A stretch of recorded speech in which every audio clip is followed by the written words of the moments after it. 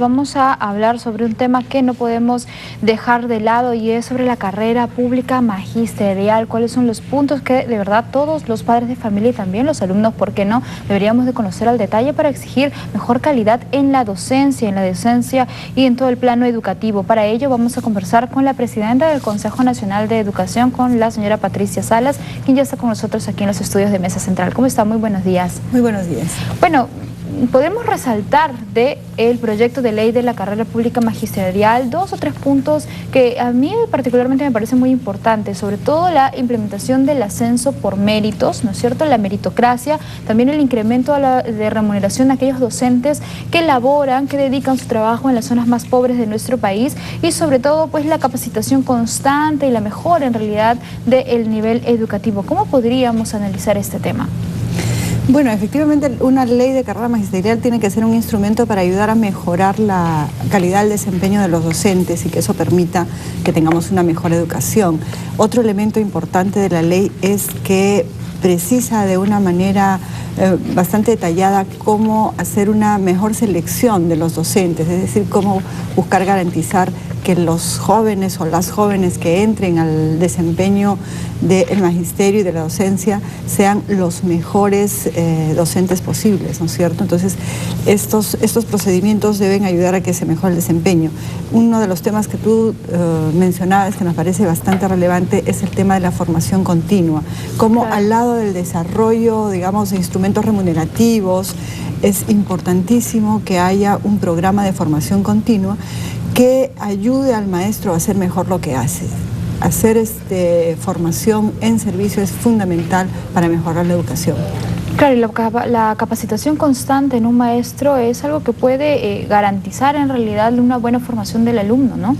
Sí, en ese sentido el Consejo está promoviendo que la capacitación a los y las docentes sea en el centro educativo, de tal manera que pueda ayudar a mejorar su propia labor en el aula.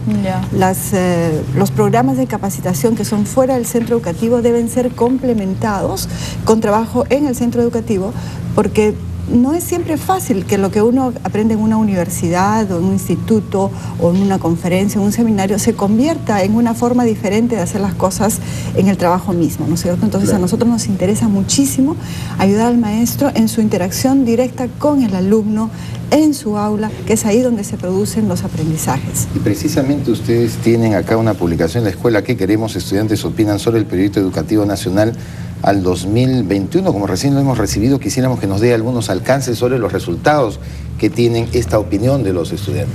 Sí, claro, este fue un proceso muy lindo y muy interesante. La directiva del año escolar emitida por el Ministerio de Educación el año pasado para abrir el año lectivo decía que todos los estudiantes deberían conocer y reflexionar sobre el Proyecto Educativo Nacional. Entonces muchas instituciones han apoyado al Consejo Nacional de Educación, tuvimos algunos materiales para ello y han logrado participar 100.000 estudiantes a lo largo y ancho del país, en 19 regiones. Si ustedes ven en la última página hay un reporte de cuántas instituciones educativas han participado.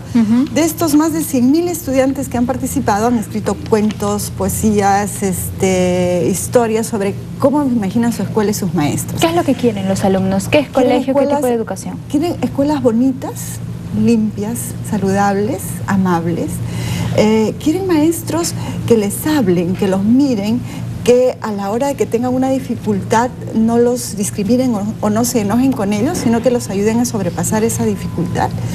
Quieren tener textos y materiales escolares, ¿no es cierto? Quieren una escuela que funcione bien, en donde ellos sientan que pueden aprender, ¿no es cierto?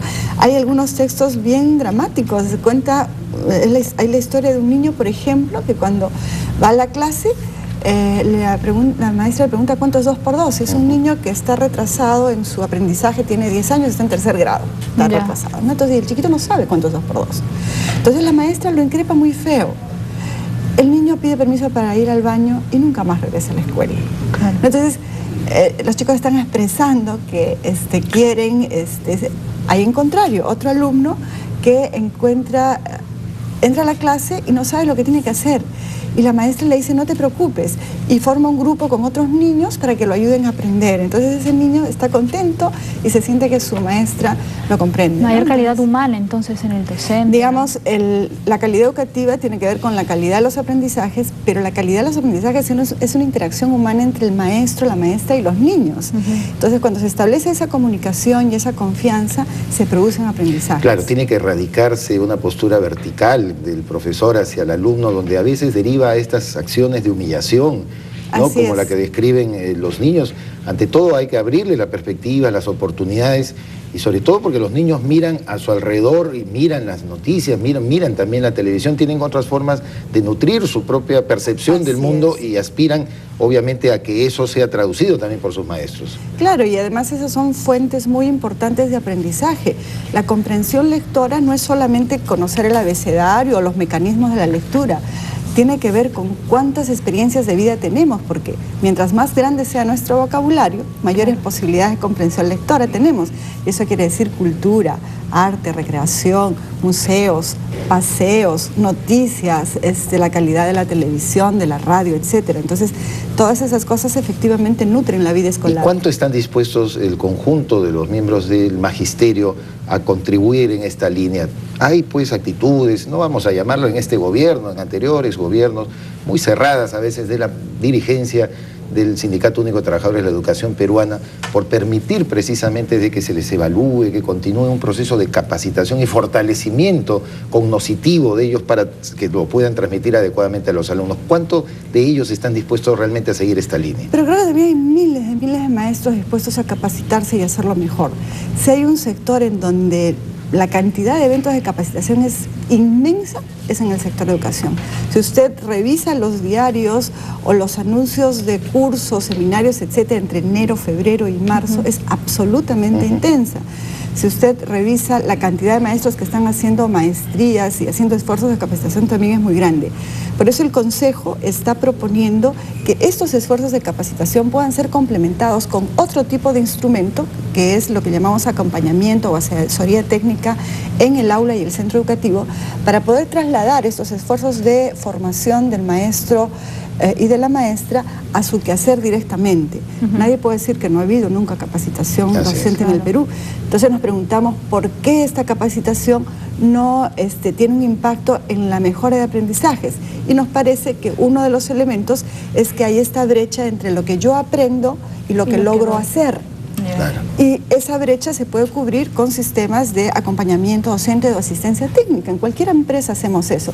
Cuando algo nos falla, contratamos un profesional externo o un equipo externo que viene, hace un diagnóstico con nosotros, dice estas son las dificultades, estas pueden ser las soluciones y se mejoran las cosas in situ. Entonces, por eso proponemos como estas dos partes o estas dos formas de capacitación que deben ser complementarias y articuladas. ¿Y cuánto han recibido en cuanto a apoyo, ¿no?, para poder implementar estas propuestas que ustedes están planteando? Bueno, el gobierno peruano, a través del Ministerio de Educación, que es su órgano rector en educación, es el responsable de la implementación del proyecto educativo.